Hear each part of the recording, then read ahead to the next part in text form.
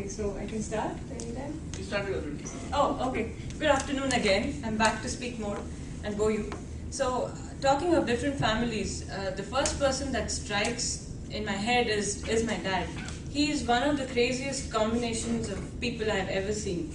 He comes from a very traditional family that didn't even want him to marry anyone out of the caste.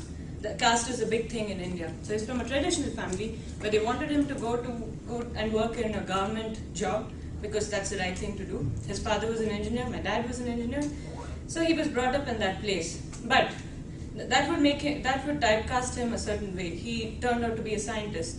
That's first part of his story. That's the second part. He is very generous, a nice person. We have a ton of books at home. He reads a lot. His belief is people should read a lot. Doesn't matter if they steal the book, doesn't matter if they tear up the book. So we've had a lot of our so-called friends and other people from the community who walk into my house, pick up books and never bother to return.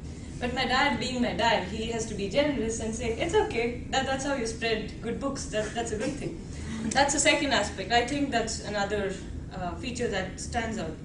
The third thing, you would associate him with a lot of seriousness and a dignified behavior when I talk of all this.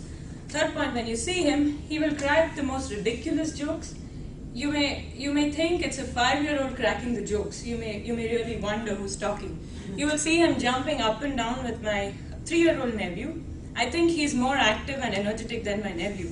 They run all around the place. They like doing stupid things. They go around pulling stuff, scratching on the wall. He teaches my nephew dirty things like go scratch on the wall when no one's looking. So this is the third aspect. So if you're talking of different families, I think he belongs to your cherry, your lily, plum, kite.